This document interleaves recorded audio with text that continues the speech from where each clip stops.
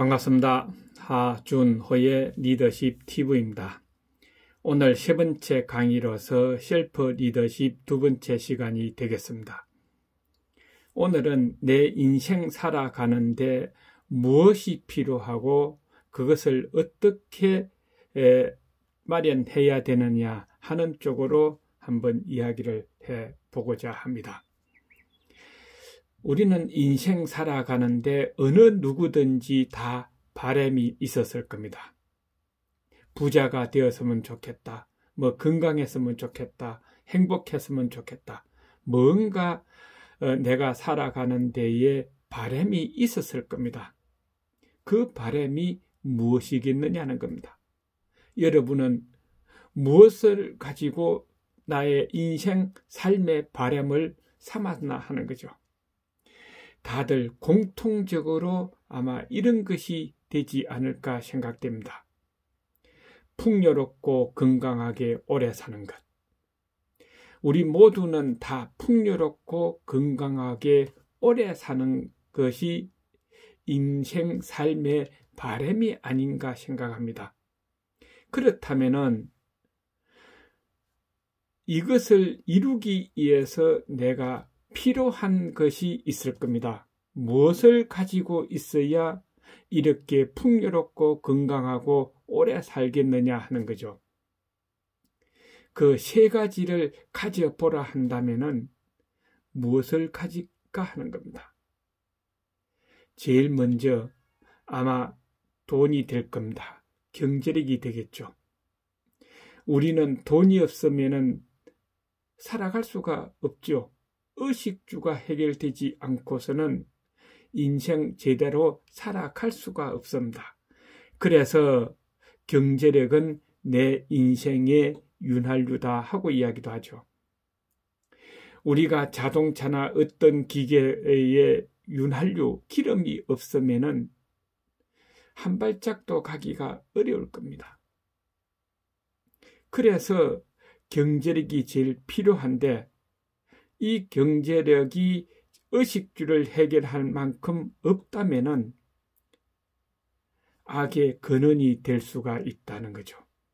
배가 고프면은 남의 것을 뺏어 먹든 훔쳐 먹든 먹어야 살아갈 수가 있습니다. 그래서 경제력의 부족은 모든 악의 근원이기 때문에 제일 먼저 어느 누구든지 경제력은 가지고 있어야 된다 하는 겁니다. 그 다음에 두 번째로는 건강입니다. 아무리 돈이 많아도 저 병원에 입원해서 병상에 누워 있으면은 그 돈 별 필요가 없습니다.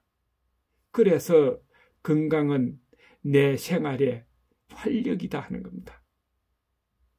건강해야 돈도 벌 수도 있고 즐겁게 생활할 수도 있고 여행도 다닐 수 있는 겁니다. 그래서 생활의 활력일 뿐더러 내가 행동하는 데에 고속도로다. 남보다 빨리 무언가를 이룰 수가 있다 하는 겁니다. 그 다음에 세 번째로는 인간관계입니다. 인간관계는 여러 가지 측면이 있겠죠. 맨 먼저 가족관계를 말하고 두 번째는 친구를 말하고 세 번째는 이웃을 말하고 그리고 동료를 말한다 하는 겁니다. 같이 근무하는 동료, 이 모든 것이 인간관계가 잘 이루어져야 된다는 거죠. 그래서 인간관계는 내 인생의 중심축이다 하고도 이야기합니다. 내 주변에 어떤 사람이 있느냐에 따라서 내 인생 삶의 방향이 결정될 수도 있다 하는 겁니다. 좋은 사람이 많으면은 나도 좋은 인생을 살아갈 수가 있고 내 주변에 마음에 들지 않는 나쁜 사람이 많다면은 거기에 빠져들 수도 있다 하는 거죠. 그래서 인생 삶에서 가장 중요한 것은 인간관계인데 가장 어려운 것도 인간관계다 하는 겁니다. 이 세 가지 중에서 이번 시간에는 경제력만 가지고 한번 이야기를 해 보겠습니다. 공자께서는 이런 이야기를 하셨습니다. 부귀는 모든 사람들이 원하는 것이다. 하지만 정당한 방법으로 얻은 것이 아니면 자기 것으로 삼지 말아야 한다 하고 이야기하셨습니다. 돈 벌어야 됩니다.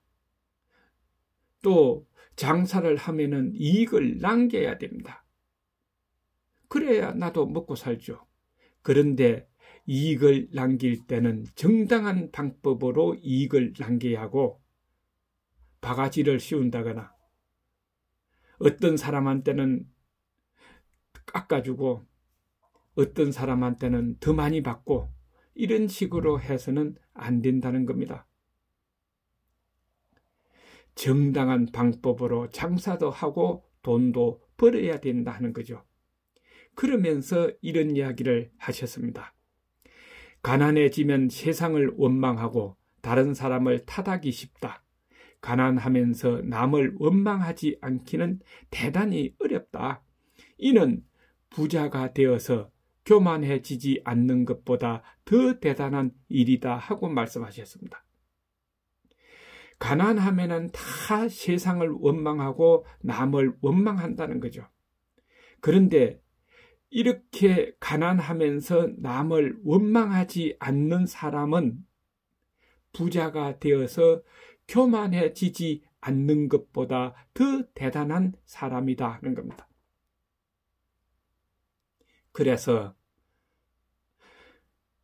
돈은 벌지만은 돈의 노예가 되지는 말자 하는 겁니다. 돈은 벌어야 됩니다. 그러나 돈에 너무 집중해서 돈의 노예가 되어서는 안 된다 하는 거죠. 그러면은 내 인생 살아가는데 어느 정도의 경제력을 가지고 있어야 되나 하는 겁니다. 제 경험에 의하면은 가정을 꾸려서 우리 식구들이, 우리 가족들이 의식주를 해결하고 자기 개발도 하고 적당한 문화생활도 하고 또 자녀 양육도 하면서 사치스럽지 않는 평범한 인생 삶을 살아가면서 죽을 때까지 남에게 돈을 빌리러 가지 않을 정도의 재산만 있으면은 만족해야 되지 않겠느냐 하는 겁니다.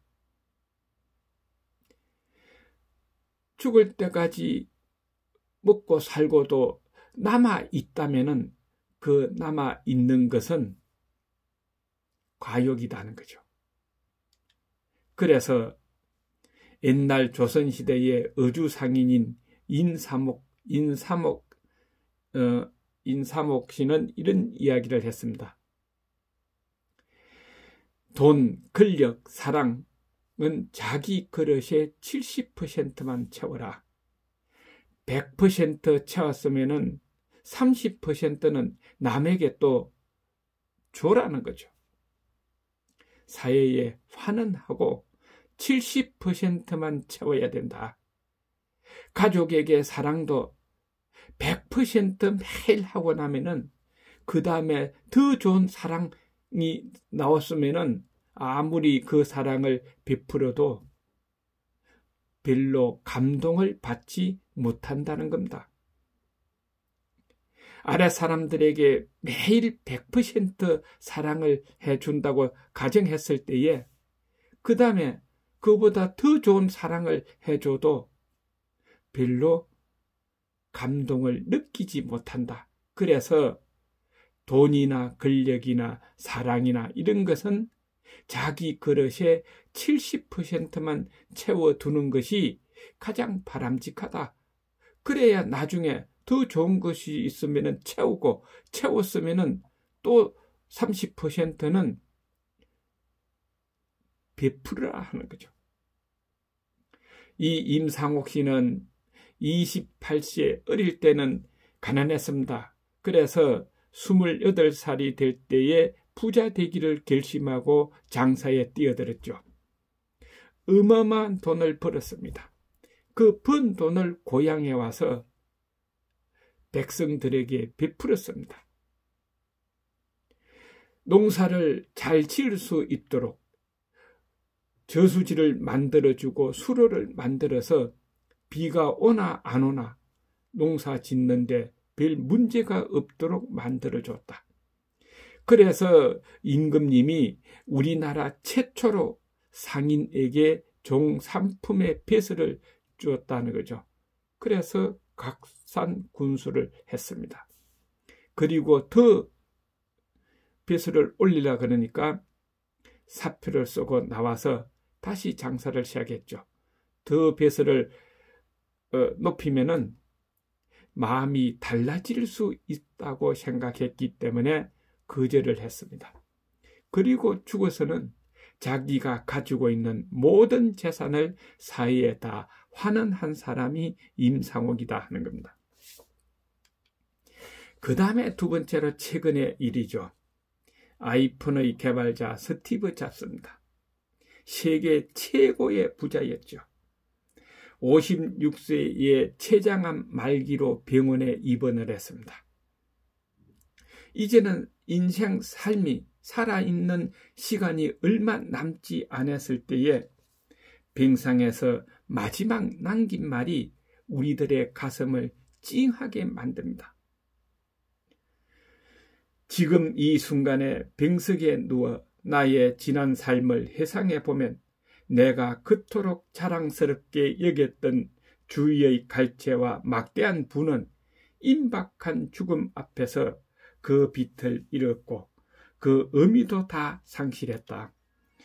이제야 깨달은 것은 평생 배굶지 않을 정도의 부만 축적되면 더 이상 돈 버는 일과 상관없는 일에 관심을 가져야 한다 하고 이야기했습니다. 죽을 때까지 굶지 않을 정도의 부를 축적했으면 그 다음에는 돈 버는 일 하지 말고 정말로 사회를 위한 일이라든가 자기의 능력을 개발하고 또 자기 인생 삶을 즐기는 쪽의 일을 해라 하는 거죠. 이 두 사람의 의미를 한번 깊이 생각해 볼 필요가 있지 않느냐 하는 겁니다. 두 사람은 무엇을 의미하느냐? 두 사람의 철학은 과도한 욕심을 버려라 하는 겁니다. 과도한 욕심은 결국은 나에게 그만큼 벌을 준다 하는 거죠. 조선시대의 금필이라는 사람이 쓴 창맹설 이야기입니다. 나라 곡간창고 옆에 도둑 백성이다 하는 말이죠. 이 백성은 정말 백수였습니다. 낮에는 빈둥빈둥거리고 낮잠이나 자고 아무 일도 안 했습니다. 그러다가 해가 넘어지고 어두운 밤이 되면은 자루 하나 들고 집 밖을 나갑니다. 채탁기 울 때 되면은 그 자루에 딱 쌀 5대씩만 가지고 왔습니다. 그래서 이 백성이 살아 있을 때는 그 가족들은 흰 쌀밥 먹고 좋은 옷 입었습니다. 그런데 집안에 보면은 가구나 어떤 재산은 아무것도 없습니다. 오직 가족들은 쌀밥을 먹여서 살렸다 하는 겁니다. 그러다가 나이가 들어서 죽을 때가 됐죠. 자식을 불러서 유언을 했습니다. 내가 한 40년 동안에 너희들의 쌀밥을 먹인 것은 요 옆에 있는 건물이 나라의 곡간창고다. 그러니까 내 말 잘 듣고 그것을 실행하라 하고 아들에게 이야기했습니다. 그 곡간창고 뒤에 가면은 몇 번째 기둥 밑에 내가 새끼손가락만한 구멍을 뚫어 놓고 쌀 5개를 갖고 온 흔적이 있다. 너도 내가 죽거들랑 그 창고에 가서 그 구멍을 후벼 파서 딱 쌀 5대 외에는 절대로 더 가져오면 안 된다 하고 신신당부를 했습니다. 그리고 그 아들이 실행을 했죠. 첨언지는 쌀 5대씩 가져왔습니다. 맨날 며칠이 가도 아무런 문제가 없었습니다.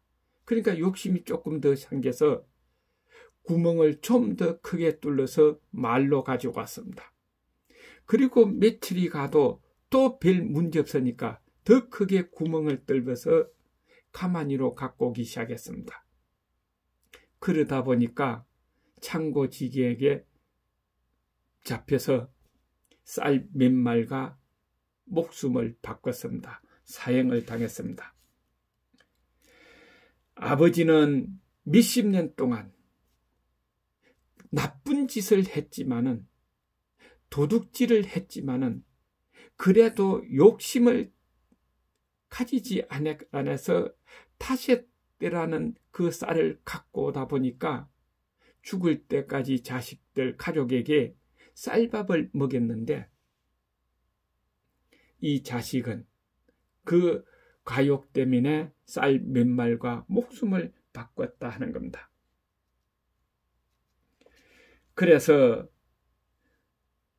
금필의 창맹설 마지막에 보면 이런 말이 있습니다. 족함을 알았던 창고 도둑은 평생을 탈없이 살았지만 만족을 몰랐던 그 아들은 쌀 몇 말 더 훔치려다 귀중한 목숨을 잃었다 하고 이야기했습니다. 바로 가욕은 나에게 불행을 초래한다는 거죠. 옛말에 이런 말이 있습니다. 천하의 큰 이익을 얻고도 만족할 줄 모른다면 그 결과는 불행을 초래할 수뿐이 없다.